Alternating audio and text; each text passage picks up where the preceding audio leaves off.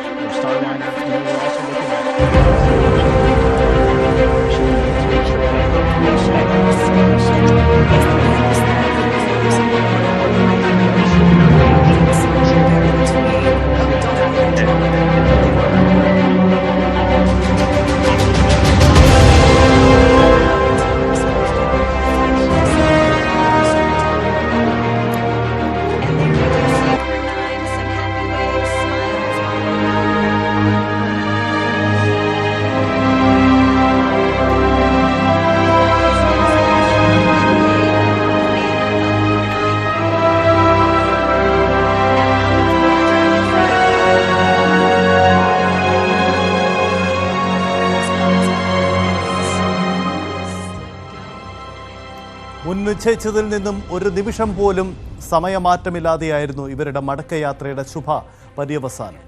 3ാമതായിട്ടാണ് Sunitha Williams പേടകത്തിൽ നിന്നും പുറത്തേക്ക് വന്നത്.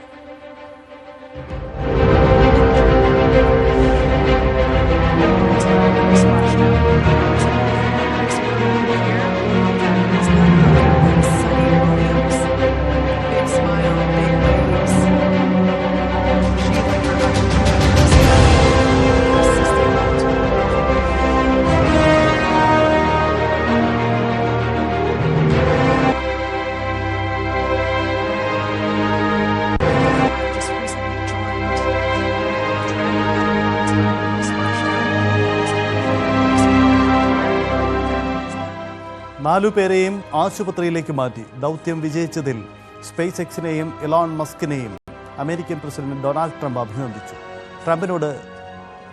ട്രംപിനോടും നാസയോടും മസ്കും നന്ദി പറഞ്ഞു. ദൗത്യം സമ്പൂർണ്ണ വിജയമായിരുന്നെന്ന് നാസ പിന്നീട് വിശദീകരിച്ചു. Rehabilitation will continue. There's a sequence of exercises that they do to try to regain their physical strength over a number of weeks. The trainers that do this work will kind of follow each crew member, whether it be Butch and Sunny or the others. You know, we talk about Butch and Sunny because they had a 9-month stay, but the others had, 171-day stay or so, which is pretty typical. And looking at the way as they came out of Dragon, they all looked very healthy. You could tell they all looked like they were feeling about normal for the landing and recovery phase, where their body's trying to readapt. I haven't heard any reports of anything other than that they're doing well. So they mentally prepare before they launch, and they talk to the other crew members that have flown for these long duration missions. We feel confident, even if their mission had to be extended, that they're up for it and that they've got the time allowable, I think, for them to stay in space. We monitor everything on board. We keep an eye on things like radiation. We keep an eye on things like solar activity that can affect that, the carbon dioxide levels, the CO2 levels, the contaminants that we have on board. We have scrubbers and filters and things that take that out. So closing the distance there between Dolphin Cam back again. We can see that എല്ലാം തീരുമാനിച്ചുറപ്പിച്ചതുപോലെ ശാസ്ത്രലോകത്തിന് ഇത് അഭിമാന നിമിഷമാണ്. എല്ലാവരും ആകാംക്ഷയോടെ കാത്തുനിന്ന ആ suspense ഒടുവിൽ പൂർത്തിയാവും.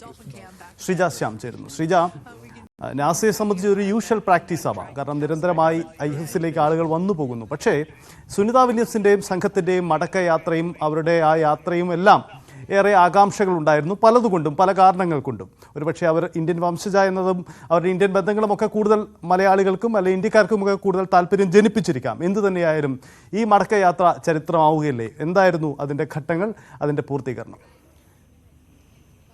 തീർച്ചയായും സജിത്ത്, ഇത് ഒരു ചരിത്ര നിമിഷമാണ്. ഒരുപക്ഷെ ചരിത്രത്തിൻ്റെ ഈ ഘട്ടത്തിൽ ഇതെല്ലാം നേരിട്ട് കാണാൻ ഭാഗ്യമുണ്ടായ ഒരു തലമുറയാണ് ഇത് എന്ന് നിസ്സംശയം പറയാം. കാരണം നമുക്കൊക്കെ ഇതൊക്കെ വായിച്ചു കേട്ട് പരിചയമുള്ള കാര്യങ്ങളായിരുന്നെങ്കിൽ ഇന്ന് അതെല്ലാം നേരിട്ട് കാണാൻ നമുക്ക് ഭാഗ്യമുണ്ടായിരിക്കുന്നു. ഇന്ന് പുലർച്ചെ 3:27 എല്ലാം നിശ്ചയിച്ചുറപ്പിച്ചതുപോലെ മെക്സിക്കൻ കടലിൽ ഫ്ലോറിഡ തീരത്തോട് ചേർന്ന് സ്പേസ് എക്സിൻ്റെ ഡ്രാഗൺ പേടകം സ്പ്ലാഷ് ഡൗൺ ചെയ്തു. അതായത് വെള്ളത്തിലേക്ക് വന്നു പതിച്ചു. അവിടെ എല്ലാം നേരത്തെ നിശ്ചയിച്ചുറപ്പിച്ച പ്രകാരം അവിടെ കാത്തുനിൽപ്പ് ഉണ്ടായിരുന്നു. ആ ഒരു ടൈം ലൈനിലേക്ക് പോവുകയാണെങ്കിൽ 3:27 ആ സമയത്ത് സ്പ്ലാഷ് ഡൗൺ. അത് കഴിഞ്ഞ് Butch Wilmore, Nick Hague, Alexander Gorbunov എന്നീ 3 യാത്രക്കാരാണ് സുനിത വില്യംസിനൊപ്പം ഉണ്ടായിരുന്നത്. ഇതിൽ ബുച്ച് വിൽമോറും സുനിത വില്യംസും നമുക്കറിയാവുന്നതുപോലെ കഴിഞ്ഞ ജൂൺ മുതൽ ബഹിരാകാശ നിലയത്തിലായിരുന്നു ഉണ്ടായിരുന്നത്. സ്പേസ് എക്സിൻ്റെ ക്രൂ 9 ദൗത്യത്തിൻ്റെ ഭാഗമായി അവിടെ എത്തിയവരാണ് മറ്റ് 2 പേർ, നിക് ഹേഗും അലക്സാണ്ടർ ഗോർബുനോവും. അതായത് ഈ സ്പേസ് എക്സിൻ്റെ ക്രൂ 9 ദൗത്യം നടക്കാനിരിക്കെയാണ് സ്റ്റാർ ലൈനർ ഷിപ്പിൽ അങ്ങോട്ട് പോയ ഇവർ 2 പേരും, സുനിതയും ബുച്ചും, അവിടെ താൽക്കാലികമായി കുടുങ്ങിപ്പോവുക എന്നത് ഇപ്പോഴും നമ്മൾ ഉപയോഗിക്കുന്ന വാക്കുകളാണ്. അതിനെ ഒരു എക്സ്റ്റെൻഡഡ് മിഷൻ എന്ന രീതിയിലാണ് നാസ ഇപ്പോഴും കാണുന്നത്. ഇന്ന് രാവിലെ, അതായത് നമ്മുടെ സമയം ഇന്ന് രാവിലെ അമേരിക്കയിൽ വൈകിട്ടാണ് ഈ സ്പേസ് എക്സിൻ്റെ ഡ്രാഗൺ ക്രൂ പേടകം എത്തിയ ശേഷമുള്ള വാർത്താ സമ്മേളനത്തിൽ മിഷൻ വിജയകരമാണെന്ന് പ്രഖ്യാപിക്കുന്ന ആ വാർത്താ സമ്മേളനത്തിലും നാസ പറയുന്നത് ഇതൊരു എക്സ്റ്റെൻഡഡ് മിഷൻ ആയിരുന്നു എന്നാണ്.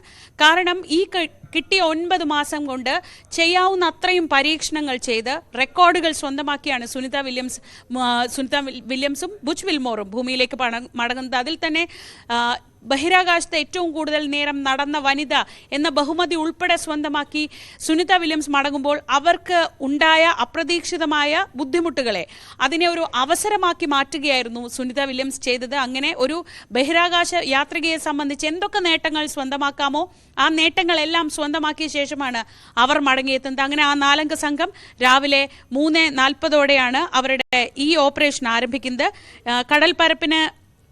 കടൽപ്പരപ്പിലിറങ്ങിയ ഈ പേടകത്തിന് സമീപത്തേക്ക് ആദ്യമെത്തുന്നത് നേവി സീലിൻ്റെ ബോട്ടാണ്. അവർ ഒരു അല്പസമയം നീണ്ട ഒരു സുരക്ഷാ പരിശോധന അവർക്കുണ്ടായിരുന്നു. അതിനുശേഷം MV മേഗൻ എന്ന് പറയുന്ന റിക്കവറി ഷിപ്പിലേക്ക് പിന്നീട് ഈ പേടകത്തെ മാറ്റി 4:10 പേടകത്തിൻ്റെ വാതിൽ തുറന്നു. 4:25 യാത്രികരെ ഓരോരുത്തരെയായി പുറത്തേക്ക് ഇറക്കി. ആ ദൃശ്യങ്ങളെല്ലാം നമ്മൾ കാണുന്നുണ്ട്.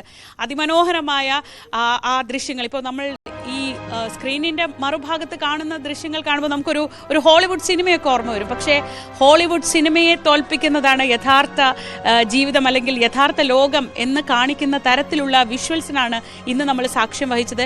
ഈ പേടകം ഇറങ്ങിയപ്പോൾ അപ്രതീക്ഷിതരായ 2 ആതിഥേയർ കൂടി അവരെ സ്വീകരിക്കാൻ ഇറങ്ങിയെന്നാണ് അന്താരാഷ്ട്ര മാധ്യമങ്ങൾ റിപ്പോർട്ട് ചെയ്യുന്നത്.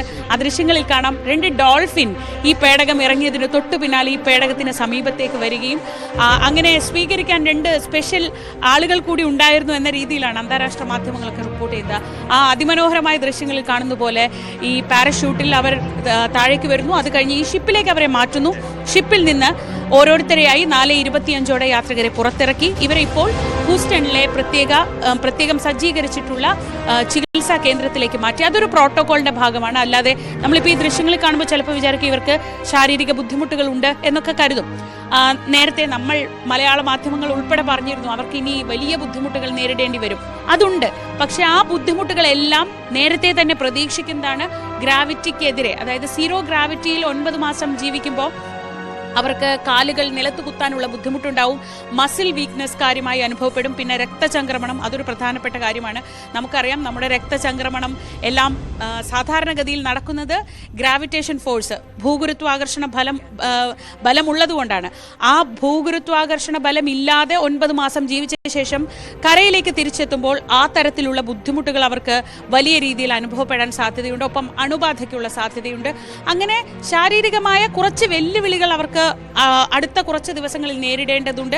അതിനുശേഷം പൂർണ്ണ ആരോഗ്യവാന്മാരായ ശേഷമായിരിക്കും ഇവർ പുറത്തേക്ക് വരിക. ഇന്ന് തന്നെ ഇപ്പോൾ അമേരിക്കയിൽ രാത്രിയാവുന്ന സമയം, ഈ സമയത്ത് അവർക്ക് ബന്ധുക്കളെ ഒന്ന് സന്ദർശിക്കാൻ ഒരു അവസരമുണ്ട്. അതിനുശേഷം ഈ ചികിത്സാ പദ്ധതികളെല്ലാം പൂർത്തിയാക്കി. അതൊരു പ്രോട്ടോകോൾ പ്രകാരമുള്ള ചികിത്സയാണ്. അതല്ലാതെ പ്രത്യേകമായി ഒരു വലിയ ശാരീരിക ബുദ്ധിമുട്ടുകൾ ഉള്ളതുകൊണ്ടല്ല, മറിച്ച് ഇത് പ്രോട്ടോകോളിന്റെ ഭാഗമാണ്.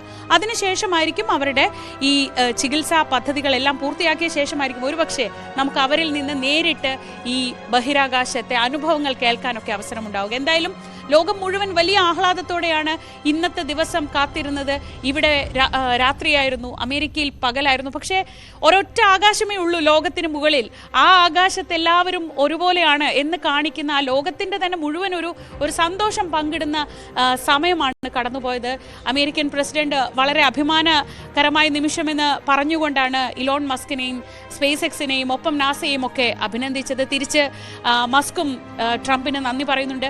ഒരുപക്ഷെ ഇതൊരു സാധാരണ ദൗത്യമാണ്. നേരത്തെ പറഞ്ഞതുപോലെ, സജിത്ത് പറഞ്ഞതുപോലെ, ഇതൊരു നാസയെ സംബന്ധിച്ച് ഇതൊരു സാധാരണ ദൗത്യം മാത്രമായിരുന്നു. പക്ഷേ അപ്രതീക്ഷിതമായി സ്റ്റാർലൈനർ പേടകത്തിൽ ഉണ്ടായ വെല്ലുവിളികൾ അല്ലെങ്കിൽ ചെറിയ ആ ഗ്ലിച്ചസ് ആണ് തുടർന്ന് ഈ ദൗത്യം നീണ്ടുപോകാൻ ഇടയാക്കിയത്. അതിനുശേഷമാണ് സ്പേസ് എക്സ് ഓഗസ്റ്റിൽ ഈ ക്രൂ 9 മിഷന്റെ ഭാഗമായി ഇവരെ തിരിച്ചു കൊണ്ടുവരുന്നതിനെ കുറിച്ച് ആലോചിക്കുന്നത്. സെപ്റ്റംബറിലാണ് ഈ ഡ്രാഗൺ പേടകം അവിടേക്ക് എത്തുന്നത്. ക്രൂ 9 മിഷന്റെ ഭാഗമായി അതവിടെ ഡോക്ക് ചെയ്തിരുന്നു. അതിൽ പോയ 2 പേർ മാത്രമാണ് പോയത്. സാധാരണഗതിയിൽ എത്ര സീറ്റാണോ ഉള്ളത് അത്ര യാത്രികരാണ് പോവുക. പക്ഷേ ഈ സ്പേസ് എക്സിന്റെ ക്രൂ 9 പേടകം പോയത് 2 യാത്രികരായിട്ടാണ്. 2 സീറ്റ് ഒഴിച്ചിട്ടിരുന്നു. ആ 2 സീറ്റിലാണ് ഇപ്പോൾ ബാക്കിയുള്ളവരെയും കൊണ്ട്, സുനിത വില്യംസിനെയും ബുച്ച് വിൽമോറിനെയും കൊണ്ട് തിരികെ എത്തിയിരിക്കുന്നത്. അങ്ങനെ ലോകം മുഴുവൻ കാത്തിരുന്ന ആ മടങ്ങിവരവ് നമ്മൾ ഈ നിമിഷത്തിൽ എല്ലാവരും ആഘോഷിക്കുകയാണ്. ചരിത്ര നിമിഷമാണ്. എന്തുകൊണ്ടും എല്ലാ അർത്ഥത്തിലും ശാസ്ത്രലോകത്തിന്റെ വളർച്ചയിൽ ഈ തലമുറയ്ക്ക് അഭിമാനം കൊള്ളാൻ കഴിയുന്ന ഘട്ടങ്ങളിലൂടെയാണ് നമ്മൾ കടന്നു പോകുന്നത്. 9 മാസങ്ങൾക്ക് ശേഷം ഭൂമിയിൽ തിരിച്ചെത്തിയ ബഹിരാകാശ യാത്രികരായ സുനിത വില്യംസും ബുച്ച് വിൽമോറും സന്തോഷത്തോടെ കൈവീശിയാണ് പേടകത്തിൽ നിന്നും പുറത്തേക്ക് വന്നത്.